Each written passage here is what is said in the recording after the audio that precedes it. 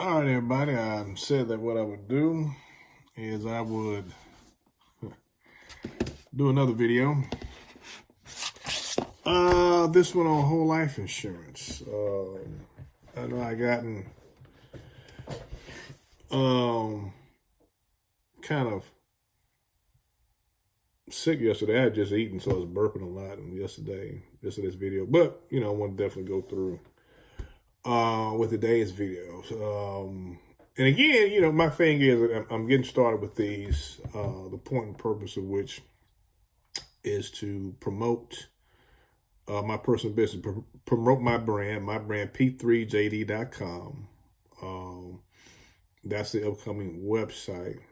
Student Associates Consulting LLC is the actual business. And ultimately, over everything is be a business called Caleb. Insurance, real estate, investments. Okay. That's what it's going to be about.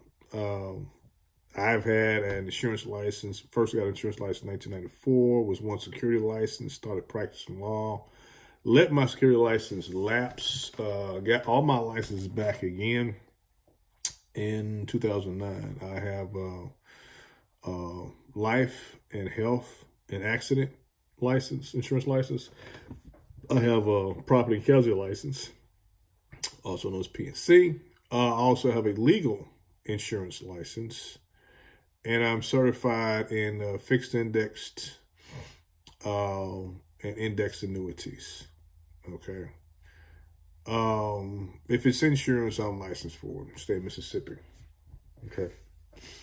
The beautiful thing about that much experience in insurance is that over the years, one of the good things about getting older with this gray hair is, you actually get to know stuff. You actually learn things that actually can impart some knowledge, some wisdom, and some experience. Knowledge, wisdom, and experience is what I can impart. My true point and purpose, goal is to attract people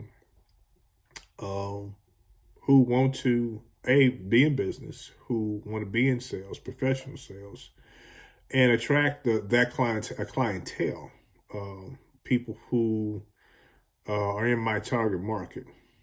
Okay, it's called marketing, to reach out to the target market, people who want to improve, that have a financial foundation. That's my purpose. My base of what I do in financial services arena is come at you with the foundation of finances, help you put together a budget, help you get on track. People who want to know, who are married and want to know what really, Peter, what is the actual best way for married people to handle finances? She works, I work. How should we manage finances for our long-term betterment? I love what Tariq Nasheed said. He said marriage is a business, which it is. It is an agreement. We talked about Jay-Z and Beyonce. Would they break up? Oprah Winfrey getting married, the Stedman. It's a business. It is a business. It is built on love. A business built on love. It is a business. Let's not forget that. Those are the things that I can train and teach and impart to people. I can come into your household, sit down with you, and train on these issues. All right, today's video.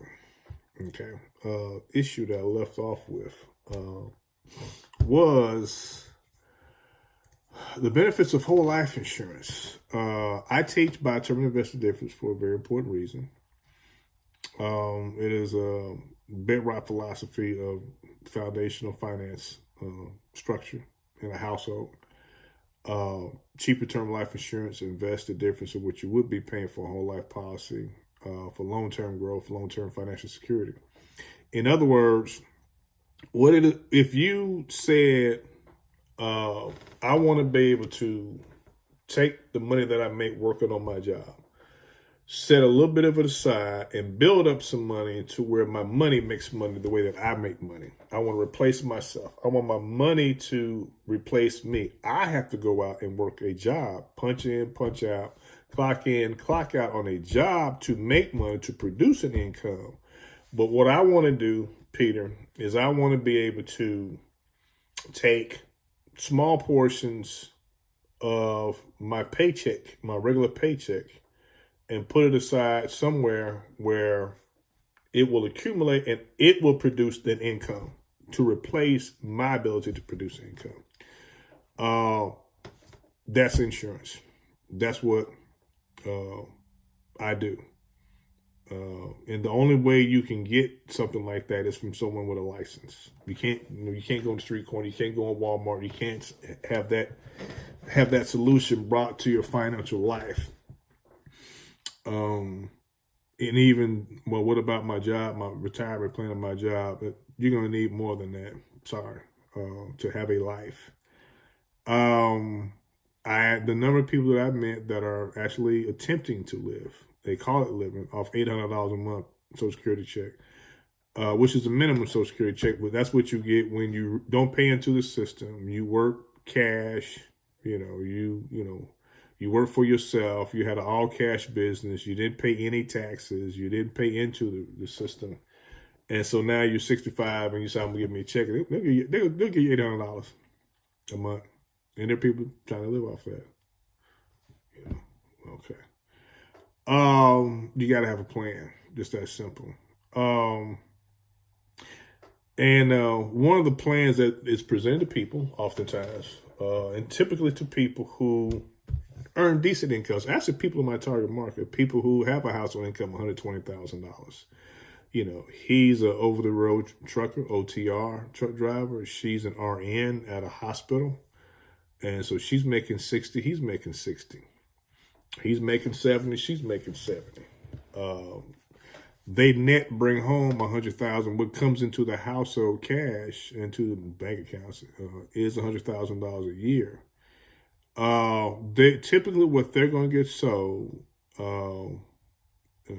is going to be a whole life policy. And that's very important how I put that, because it's very important to understand that people get what they're sold. It's about what someone comes to you and sells you. You're not going to get, because I explained already, you can't get insurance unless you get it from someone with a license. And God help you if you decide to call, a 1-800 number over the phone to get life insurance. They do quotes. They don't do plans. They don't say, what it is that you really want to do in life and sit down with your goals and stuff. That is for the people you see the commercials, when you see the Prudentials, when you see the Mass Mutuals, their agents do come in, they sit down with you. Nowadays, they don't come to your home anymore. They don't do that anymore. Those companies don't. No, they don't come to your house. You come to their office. You and your wife make an appointment. You come by their office. You sit down, because they're wealth advisors now. They have their security licenses like we do in Primerica. I don't have mine again yet. I'm getting there. So you come to their office because they're professionals. They're wealth advisors. They're not insurance agents. They wouldn't dare call themselves insurance agents. Really? They're professionals licensed, which again is why, and I get it later, I'll get into this stuff about my complaint with people in Primerica who literally teach, RVPs teach folk just the recruiting part of the business. And what they really want folk to do is go to Walmart and, hey, how you do, man? Do you keep your options open for earning extra income? In line at Walmart. Okay, which if you're going after recruiting to recruit, and that's why I'm telling you, 80% of the people you recruit are never going to go to a class. They will pay the $99. They'll pay it and never go to the license class. What you have to do is you got to get their top 25 list, and you got to get them out of the field in the first 24 to 48 hours. Because if you don't, you're going to lose them. That's why. Not because that's the way you make money. That's where you get off to fast start. That's true. But the real truth is, if you sit down and take someone's $99 and recruit them, they pay that IBA, and they say, well, now tomorrow's not good. Let me get with you next week. You ain't going to see them next week. It's not going to happen. That would be your last time seeing them. 80% of the people, that'd be your last time seeing them. They'll drag you on. They may come to the office. But 80% of the people that pay that $99, you're never going to see again after 2 weeks. Okay. I believe in, of course, having a system, which is what this is all about. So people who are bringing home $100,000 in after-tax income, like I gave you the scenario of the couple, truck driver and a RN with years experience. Their gross is $150,000 in the household, two incomes, and what they net after taxes be $100,000. They're gonna have a whole life policy. That's what it kind of moves that way because that's what they're sold, because that's who reaches out to them. Someone from Mass Mutual, someone from Prudential. And they're going to sell them a whole life policy. They might even get a whole life policy from on their job, but those are going to be small amounts. Those won't be what they know. They know when they live. They know you need more than $25,000 life insurance when your house, your mortgage, you just took out a $250,000 mortgage. And you live in a really nice neighborhood, you know good doggone well that, you need this mortgage covered. And so they're like, so now they're looking for the real agent, that's what they're going to call it, real agent. And they're going to end up with someone, like I said, Mass Mutual, Prudential, State Farm, Farm Bureau, Allstate, MetLife, New York Life. And these people, those are the people who are going to have, Allstate agents have to have a securities license, 6 and 63, they have to. Not a 26, because they're not about recruiting and have to manage people. Get into that later. And so you're talking about, you're actually going to sit down, get this, with someone who has a securities license, of all things. They security license. They have to be. The company's requirement. Prudential requires you to get a security license. Mass Mutual requires you to get a securities license. Okay? Allstate requires you to get a securities license. But they're going to put you in a whole life policy. The reason why they require you to get the security license, they're going to put you in what's called a variable universal policy, which, just so you know what that is, that's where you have a mutual fund, which is what you need the security license for. We have a mutual fund that they wrap up around the life insurance policy. The only way to get to the mutual fund is through the life insurance policy, which is why whole life is so great if you got $1 million. Okay. All right. This is the whole point of this video. All right. The reason why a whole life policy is so great if you got $1 million, because a whole life policy does something that nothing else does. You cannot get this done anywhere else. So glad you asked. Well, what is it, Peter? What is it that a whole life policy can do that nothing else affords it, that you can't get this anywhere else? Maybe if you do real estate, but that would be if you do a truly self-directed IRA. You can invest in real estate through a truly self-directed IRA and get this type of benefit. But even the difference is this: even with a truly self-directed IRA, tax is going to get involved at the front end or the back end. You can get a truly self-directed IRA. That's a Roth IRA, where that whatever you invest in, and as it grows and appreciates, you don't pay tax when you pull the money out because it's after-tax money that you're putting in. Or, you're going to pay tax on the money when you pull it out. You invest in real estate, it appreciates, it's inside the IRA. Okay, when you pull the money out during retirement, you have 70 and a half, you have to pull it out. You have no choice. And now you're paying taxes on that money. Okay. Whole life insurance doesn't do that. Whole life insurance allows you to totally go around taxes. Yeah, I said that, right. Let me explain this to you. All right, you take $1 million, okay? You put it into a whole life policy. Let's say variable universal life policy. So it's in a mutual fund. And let's say you choose a mutual fund that is an index fund. Or let's say you choose, let's say your money market fund, or you can find some of these policies do have a guaranteed minimum rate of interest. All right, so you've got this fund and it's going to guarantee you, let's say 3% interest.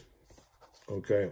Plus it may accrue more that will pay you, but it'll have a bottom of guaranteed of 3%. Okay. All right. So if you have $1 million, okay, I'm going to pull out the calculator this time today. You have $1 million.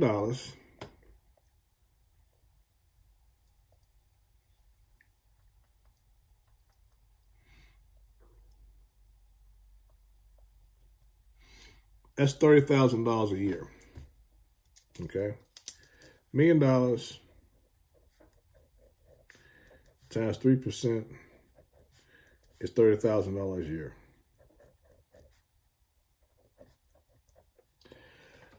And you compound interest on that. Over 20 years, you do an annuity where, you annuitize it. Well, let me say this, what I'm trying to say. You do the calculation, and $30,000 a year, 3% interest on $1 million over 20 years, compound interest. So now you have $1,030,000. And next year you got $1 million, and plus the 3% interest on that. And so now you're compounding. Okay. In the rule of 72 lets us know that 3 goes into 72. What is that? 3 goes into 72 26 times. In 26 years, that $1 million is going to be $2 million. Okay. So you got $1 million of growth. Okay. You live 26 years. This whole life policy has doubled. You went from $1 million to $2 million.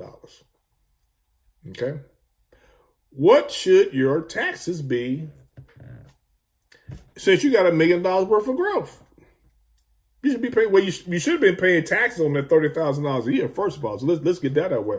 On that $30,000 a year, you should have been paying at least right about $9,000-$10,000 in taxes every year, which would greatly reduce that growth. You would not have $2 million. You might have maybe 1.5. So let's get that out the way. That's the first thing, is that it should be taxed. 2, when you pull the money out, start withdrawing it, it should be taxed at your higher income bracket now. Because you got $2 million, you got a higher income bracket. But that's not the case when you put into a whole life policy. When you put the whole life policy, what happens is you put the money in every year when that $30,000 of interest is paid. So you get that guaranteed rate, 3% interest. Every year when that $30,000 add to that $1 million, you don't pay a dime in taxes. And then it just compounds. And then in 26 years, it doubles from $1 million to $2 million. And then now you pull the money out. Guess what? You can set it up to say, I want to, annuitize. I want send me, in other words, I want to do scheduled withdrawals of this $2 million now. It's 26 years later. I put it in when I was 48. Now I'm 71. In other words, now I'm mandatory withdrawal.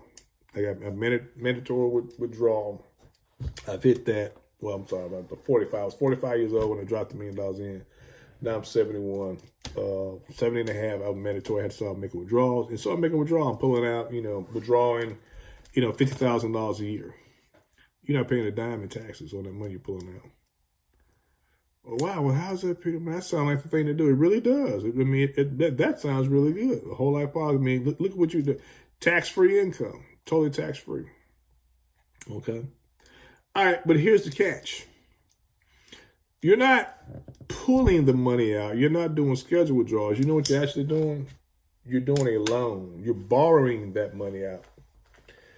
Every dime of that money you pull out, like I told you, you can pull out $50,000 a year to live off of. All that is a loan. Guaranteed, backed up by the death benefit. Let's say you put in $1 million cash into the whole life policy. You got $1 million worth of life insurance.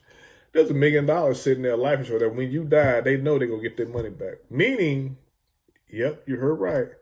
When you pull that $50,000 out, one, it was a loan that you have to pay back. If you don't pay it back, that is taken out of the $1 million death benefit. So you no longer have $1 million worth of coverage. You got $950,000 worth of, $1,950,000 worth of insurance coverage. Your family will get $50,000 less. And every year you pull some money out, they get less and less life insurance coverage. Okay.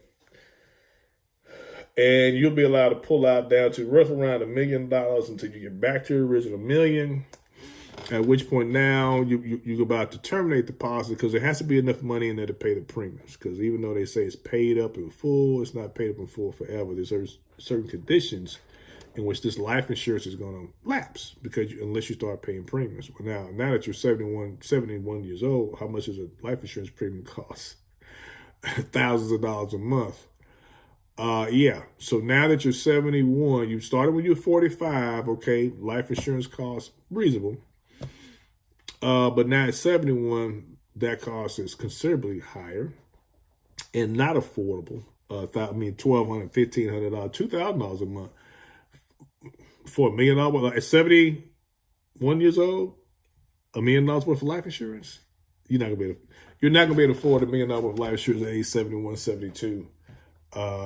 Even pulling out $50,000 a year because that's only $4,000 a month, and the premiums are going to be close to $2,000. Be half your money's going to be going into insurance premiums, life insurance premiums. So no, well, life insurance is not a factor with a whole life policy. What is a factor is that you can escape paying taxes on money. It is a tax shelter. That's what it is. And it's because the money is borrowed, because the money is a loan that has to be paid back. And if not paid back, it's guaranteed, secured. It's a secured loan, secured by the death benefit. Okay. And there are early withdrawal. If you cancel the life insurance, there's early withdrawal. They're going to take some of that $1 million that you deposited. Well, I want to cancel the life insurance. Well, you can do that, but we're going to keep about maybe $100,000 of this $1 million you gave us. Your family's not going to get the cash. Now, this is the real tricky part. The way it's a tax shelter. It's not about life insurance. Let's say you don't make it at age 71. You make it at age 70 and a half, and then you die. In other words, you don't get to pull any of the money out. You don't get to pull the first $50,000 out. You don't get to pull any money out. You accumulate $2 million, you die. What does your family get? You have $1 million cash, and you have $1 million death benefit. You pass away at age 70 and a half. You never get a chance to make your first withdrawal. What does your family get? I'm gonna tell you this right. They're not gonna get $2 million. They will get $1 million. Minus if you pulled any money. If you did make it to pull $50,000, they're not gonna get $1 million. They're gonna get, they'll get $950,000. Yep, you heard right. The insurance company's gonna keep every dime of that $1 million cash that you put in there. That's their money. Elsewise, it would be a taxable event. So the whole point is, well, you got to live to pull the money out. That's what you want to do, is live to pull the money out. That's what you betted. The insurance companies are betting you don't live. Hey, you want one of these deals? We're going to say some life insurance, but it's not really life insurance. It's a tax shelter. Okay, so let's look at it like a tax shelter. Okay, but what happens if, I die? Well, your family get the $1 million death benefit. Okay, but what about the other $1 million I put in here? Oh, they don't get that. We keep that. That's our money. That's their $1 million. And it has to be that way because, like I explained, you're escaping taxes to the fact that it's a loan.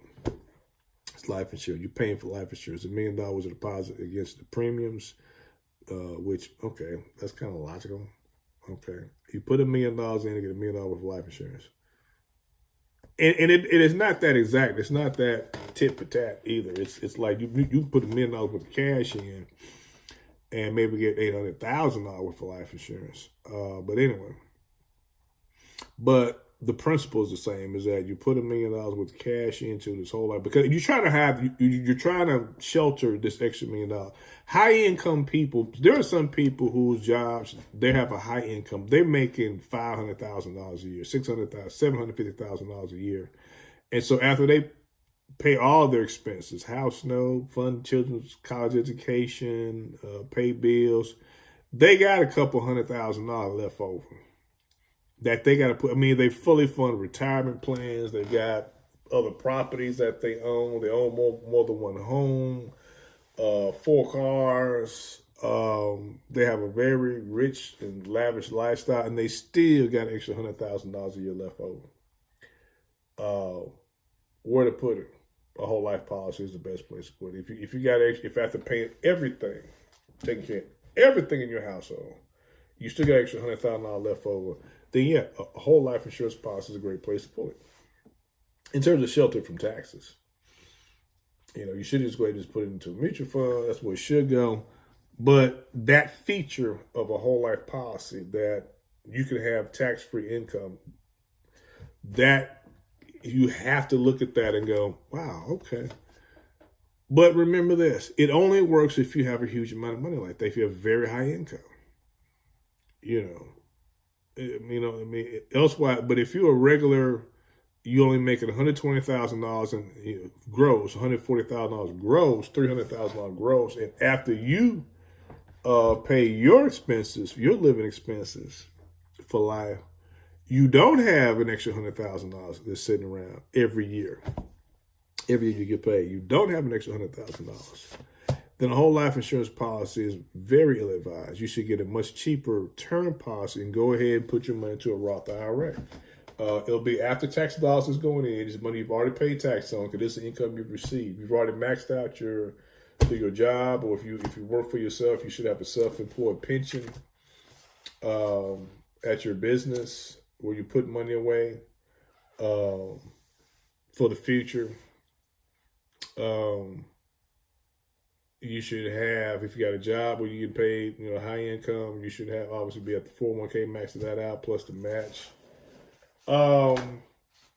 And whatever extra that, you do have left over, that small amount, you should be putting that into a Roth IRA, a mutual fund, or truly self-directed IRA, TSD. That's what you should be doing. You're going to accumulate more money, and it's not tied up and locked inside of a life insurance policy. The term, you can get $1 million worth of term life insurance. $1 million worth of life insurance, a whole life policy will be let's say about, $800 a month. Okay. $1,200 a month premium. $12,000 a year, something like that, for a whole life policy. Term policy, at least half that. You're paying $1,200 for it on the whole life policy, be $600 a month on the term, and you take the additional $600 and you invest that. You put that into your mutual fund for long-term growth. The goal is definitely be looking for people who have a whole life policy that they're paying, let's say, $300 a month on, $300 to $1,200 a month on. You're paying $300 a month whole life policy. I can put you to a term policy that'll take you out to age 95. You get guaranteed coverage until age 95. That will cost, $150 a month. And we take the other $150 or less, really, probably less. Let's say $90 a month. And then we take the other $210 a month and invest that towards your long-term financial security, where you have enough. Where now you have enough money at a reasonable age, at age 60, you got enough money in your mutual fund where your money is generated enough revenue. It is an asset. It is, as an asset, it has grown. That mutual fund for you has grown to where it's kicking out income, replacing your $120,000 a year that you bring home. You get to live the same lifestyle, have the same income. There's inflation, but you also, your kids are grown, the house is paid for, you have less expenses. You don't do as much, at age 65 and 75 as you did when you were 25, 35. So that is the difference. That is an explanation of what whole life insurance is for, and that's the highest and best use of whole life insurance. That is what it's for versus buy term and invest, the difference, and that's very important to understand that difference. It's the between having the ability to accumulate wealth, and that honestly is my target market. My people I'm targeting is people who already, married with kids, both work, own and buy a home, and between age 35 and 55, and already have a whole life insurance policy they're paying $312 to $1,200 a month for, to sit down with them and show them this is the better route that you should be on. All right, that's it. Please hit me up. P3JD.com is the upcoming website. These videos will get shorter. I'm doing them now 30 minutes. I'm practicing them. By all means, those people who are interested in professional sales, in learning how to do their own videos. If you look in this video, go, I can do much better. By all means, then join me. Then at least have an upline, which would be me, who is going to support you to what I'm doing in Premier, because I'm going through, I'm pulling down the whole advertising handbook and going through the rules clearly, so that as I put together my funnel, I'm making sure that I'm within the rules of Primerica, every bit. All right, thank you so much. I appreciate it. I'm enjoying this, and I'll be looking for the next video. Again, how to earn income and help people. Thanks. Bye-bye.